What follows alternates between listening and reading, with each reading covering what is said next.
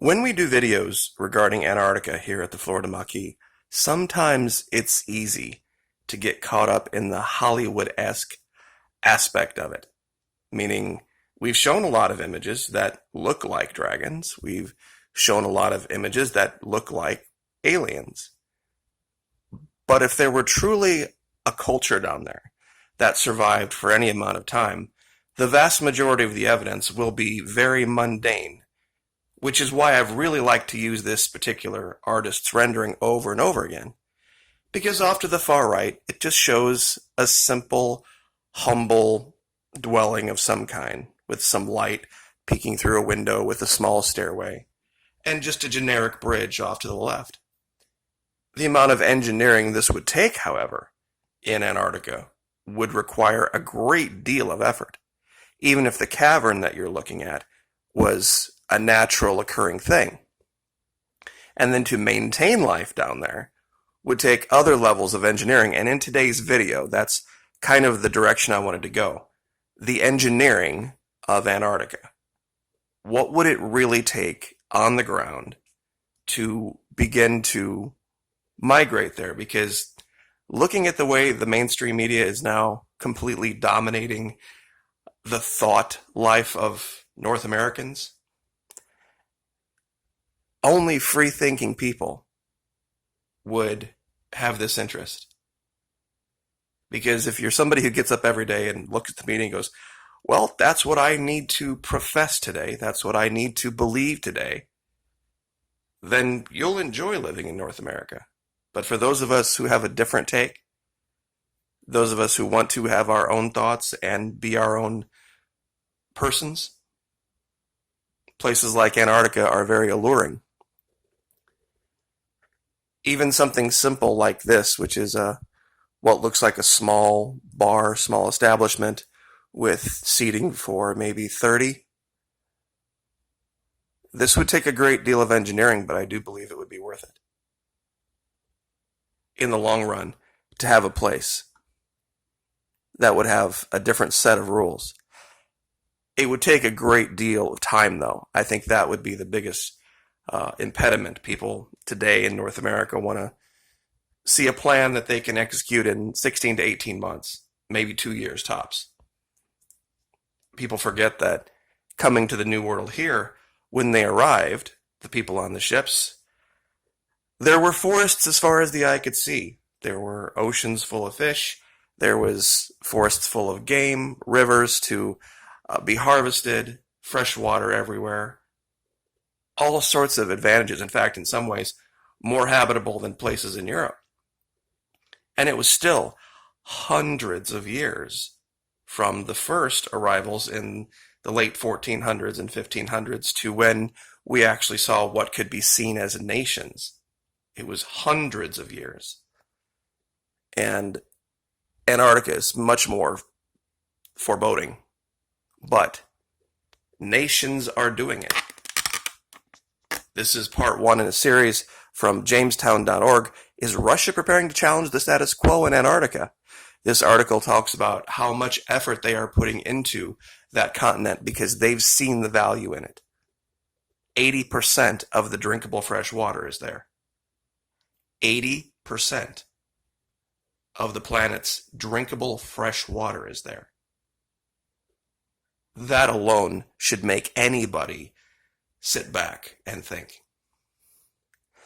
And this article, which actually made its way all the way to CNN, and they reported it accidentally as the truth, people don't understand what this headline really means. Ice sheets can melt much faster than we thought. What that means in physics, however, is the exact opposite is also true. Meaning, ice sheets can freeze over much faster than we thought. Meaning that Antarctica might not have been frozen for nearly as long as we thought. Scientists have already agreed unanimously that the image you're looking at here is representative of what Antarctica looked like at some point in the past. How long ago in the past, however, I think is going to be revised in the next few years, from millions of years to thousands of years to perhaps regions of it being much, much, much less than that. And I'm going back to this old map that we have used so many times in so many different videos to show a point. This is a map from roughly the 1600s, but there's a great deal of information on it if you understand the culture of the time. Making maps at this time was an incredibly expensive, difficult, time-consuming, labor-intensive process. Things were not included on maps that were irrelevant. This is why, today, it's easy to make maps. You can just print them off. And they're super accurate as far as the actual lay of the land. But back then, maps acted like intelligence reports for kings and queens, and map makers used their talents, applied their talents to multiple governments. In this particular one, we can see a great many things. Now, forget whether or not this river looks exactly this way. What it shows is who's occupying this land. But look in the background up here. Now, in the 1600s, Portugal, France, Great Britain, Spain, Italy did not have Tudor-style housing built in Brazil. They did not have castles with arrow slits and parapets built in Brazil in 1600.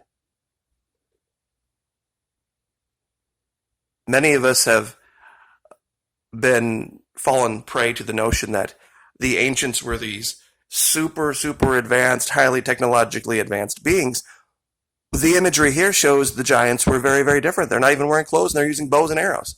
In others, they show axes and spears.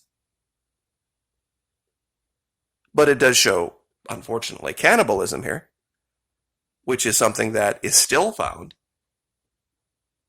but not amongst these people, because they're gone. But the flag here, the flag is very important. I have done a ton of research on what this flag could possibly represent. It's a blue flag with gold trim, and it has 5 dice on it, each rolling 5. Now, strangely enough, one of the common terms used, remember the Stargate series that talked about Antarctica so much? They always said, I read you 5 by 5. I read you 5 by 5. Nobody really knew what that meant. It meant loud and clear in the series, but nobody ever really knew where they got the 5 by 5. The closest I could get with that map of that flag was this. King John II of Portugal, 1485. But this would make that map far, far older. This would make that map 200 years older than what it's reported to be. And once again, ink was expensive. The artists that could create images like this were rare, few and far between, and didn't work cheap. The parchment itself wasn't easy to find sometimes. So when you created a map like this, you wanted to have a reputation for being accurate. A large winged serpent chasing a giant holding a shield would seem like an incredible waste of time and ink and effort if it wasn't correct.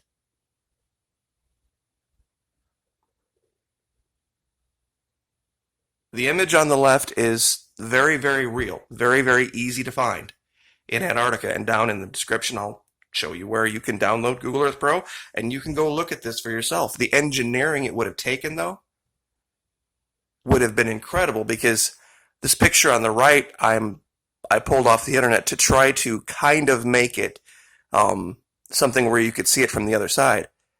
This isn't even hardly quite big enough, though. Width-wise, the reason I use this image on the right is width-wise it is.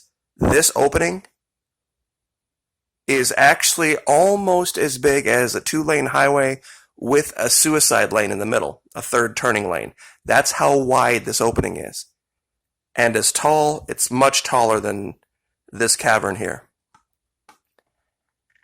But of course, seeing it from satellite, it just looks like a dot. But whatever this is, it's clearly engineered. Clearly. There's no way this would be created naturally in the side of a mountain.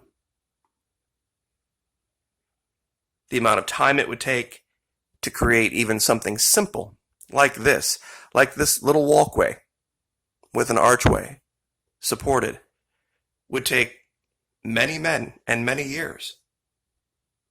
So I think going down there, you would have to make a plan for that. Now, just to show some actual images real quick that don't include dragons, don't include aliens, don't include anything like that. To prove this, this was one of the first ones that was brought to me that really stood out. Now, it's kind of hard to look at in context, but what you're looking at here is a lower area where you see this snow.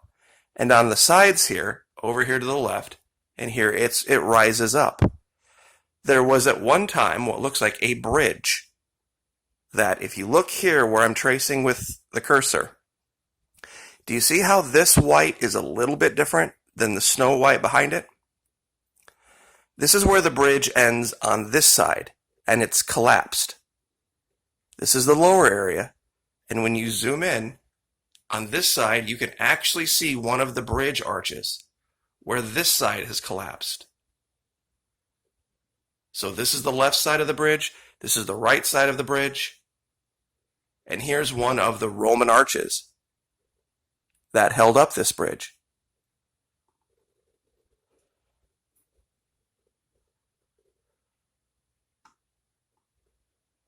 Now remember the map with the image of the castle. We showed this in a very recent video with the towers and the arrow slits.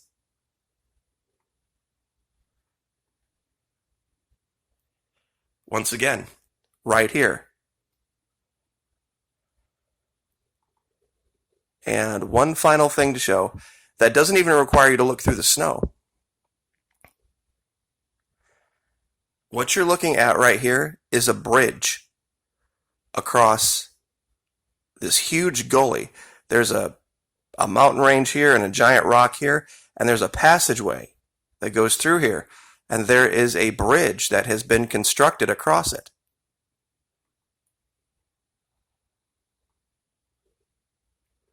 Here's a better view. See this? That's construction. Somebody built that. Because you can see the well-worn path brought up here. And they would come through here, and they would want to cross over to this side, and then come down through this region, or down here. Over here, what looks like remnants of ancient buildings. Because you can see how well spaced apart they are. How it looks like these are roads and intersections. This is the basic fundamental thing that makes Antarctica, to my mind, the single most important place on the planet. 80% of the drinkable fresh water is in a place where there used to be a civilization that we know virtually nothing about.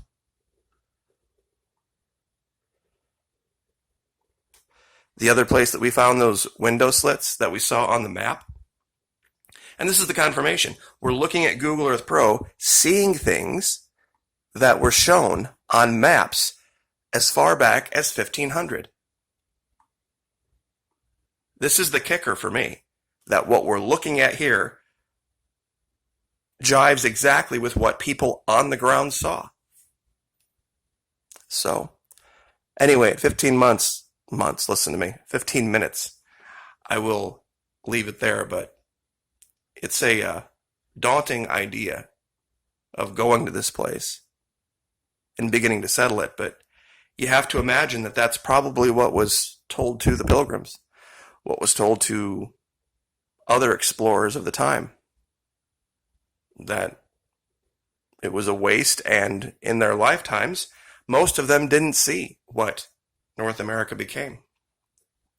So, anyway, I will leave it there and leave you guys with an image that I think speaks greatly to what the future may hold. Like, share, subscribe.